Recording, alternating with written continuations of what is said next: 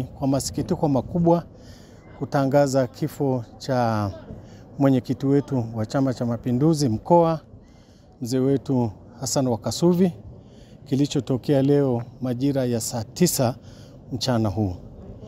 Mzee Wakasuvi ametutoka katika mazingira kidogo ambayo ni magumu, kwa sababu tangu asubuhi, kwa historia niliyokuwa nayo, tulikuwa naye na alikuwa ofisini na tulikuwa tunasubiri ugeni kutoka makao makuu ya chama, mwenyekiti wetu wa wazazi pamoja na makamu mwenyekiti wa jumuiya ya wazazi taifa. Katika kusubiri, wakati huo ilipofika muda wa kwenda swala ya alasiri, mwenyekiti aliomba kwenda kuswali na alienda akaswali, akarudi, na kwa taarifa ya watu walioko pale ofisini na waliokuwa wanasubiri ule ugeni, mwenyekiti akaomba pumzike kidogo, na inasemekana alivua viatu akasema ngoja nipumzishe kidogo miguu, kwa sababu alivyotoka kuswali ni kama alikuwa anajisikia uchovu. Lakini haikuchukua dakika nyingi, ikaonekana kama nguvu zinamwishia na ni kama anataka kuomba msaada, lakini watu walioko pale wakamwahi ili kusaidia, lakini nao wakaenda kuomba msaada kwa watu wengine ili wambebe kumleta hospitalini. Sasa walivyokuwa njiani, waliombeba nao wakaeleza kwamba walishaanza kuona dalili kwamba hapumui, na hiyo kwa awali kabisa ni dalili ambayo sio nzuri. Kwa hiyo wakamfikisha hospitalini, na wakati huo sisi wengine tulikuwa katika mapokezi ya mwenyekiti wetu wa jumuiya ya wazazi.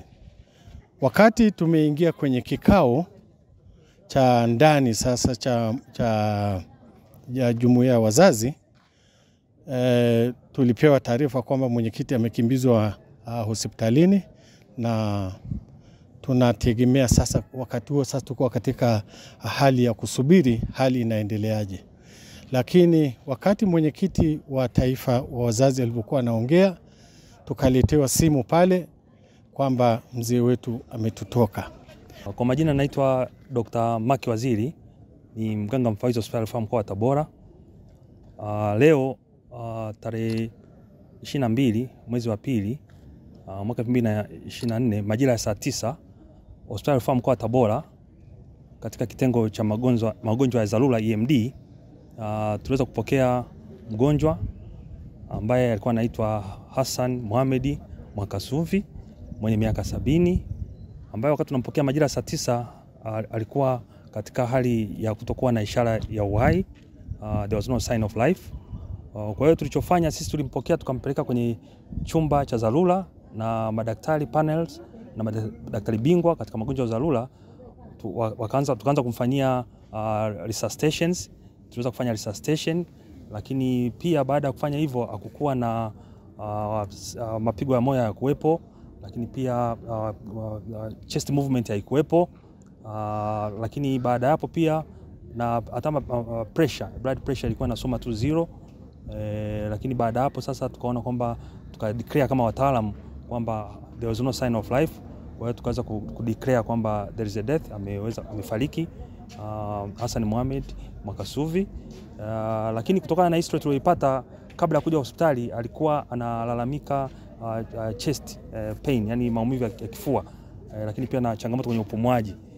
Kwa hiyo kiutaalamu pia baada ya kupata taarifa nyingine kwamba alikuwa pia na tatizo la pressure, hypertension. Alikuwa na tatizo la pressure, hypertension.